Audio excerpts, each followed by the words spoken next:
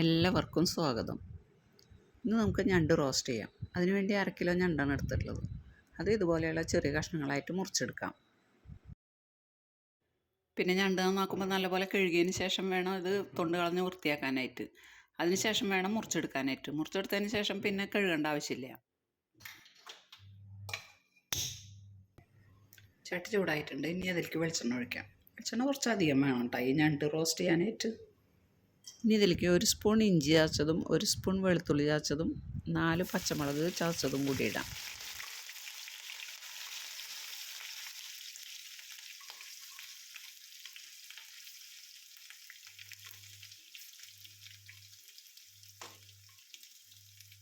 ഇനി ഇതിലേക്ക് സവാള അരിഞ്ഞതിടാം. 2 സവാളയാണ് എടുത്തിട്ടുള്ളത്.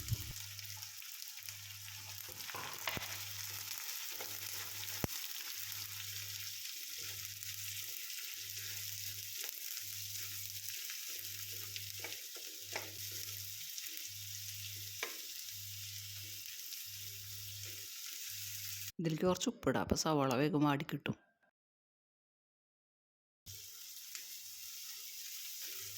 പിന്നെ ഈ ചാനൽ കാണുന്നവർക്ക് ഇഷ്ടപ്പെടുകയാണെങ്കിൽ ഒന്ന് ലൈക്ക് ചെയ്യാനും സബ്സ്ക്രൈബ് ചെയ്യാനും മറക്കരുത് കേട്ടോ. സവാള അധികം വാടണ്ട, ഇത്ര വാടിയാൽ മതി. ഇതിലേക്ക് പൊടികൾ ചേർക്കാം. തീ ഒന്ന് കുറച്ച് വെച്ചിട്ട് ചേർക്കാം.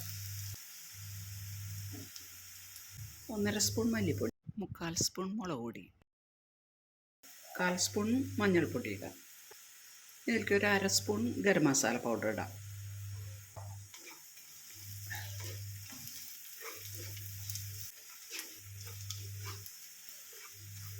പൊടികളൊക്കെ മൂപ്പായിട്ടുണ്ട്. ഇനി ഇതിലേക്ക് തക്കാളി ഇടാം.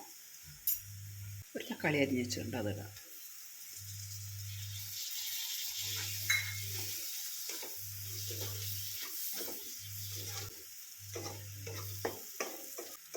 ഈ തക്കാളി ഒന്ന് നല്ലപോലെ വേവണം. ഇതൊന്ന് ഒതുക്കി കൂട്ടി മൂടി വെച്ച് വേവിക്കാം.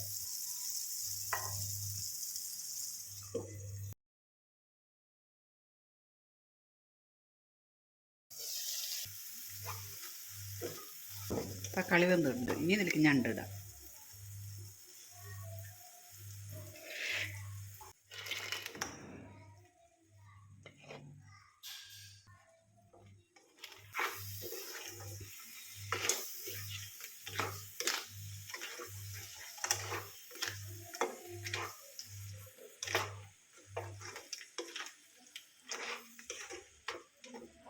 ഇതിലേക്ക് പാകത്തിനുള്ള ഉപ്പിടാം. സവാളയിൽ ഉപ്പിട്ടുണ്ട്. അതിൽ കുറച്ച് ഉപ്പിട്ടാൽ മതി. പിന്നെ വേണമെന്നുണ്ടെങ്കിൽ നോക്കിയിട്ടിടാം.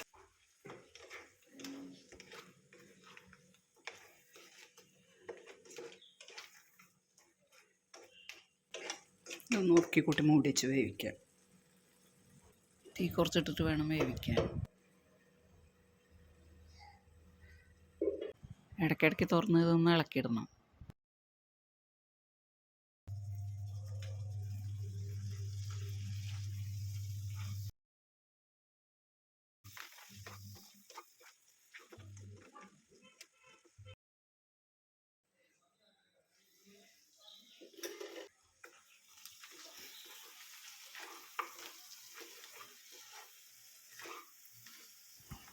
ഇതൊരു 20-25 മിനിറ്റൊക്കെ വേവിക്കേണ്ടി വരും കേട്ടോ. ഇപ്പോൾ ഇത് വേവായിട്ടുണ്ട്. ഇനി ഇത് വലിച്ചെടുക്കാം.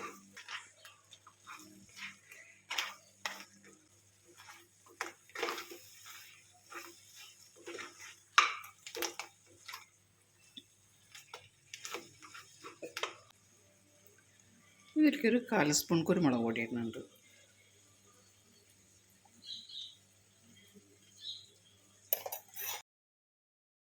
ഇനി ഇത് തീ കൂട്ടി വെച്ച് വലിച്ചെടുക്കാം.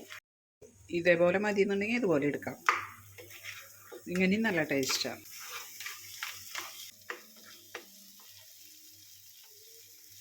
ഇതിലേക്ക് കുറച്ച് കറിവേപ്പില ഇടാം.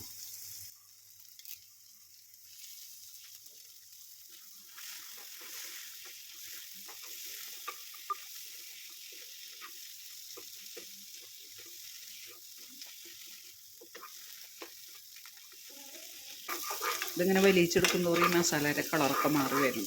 നല്ല ഡാർക്ക് കളറായിട്ട് വരും. കണ്ട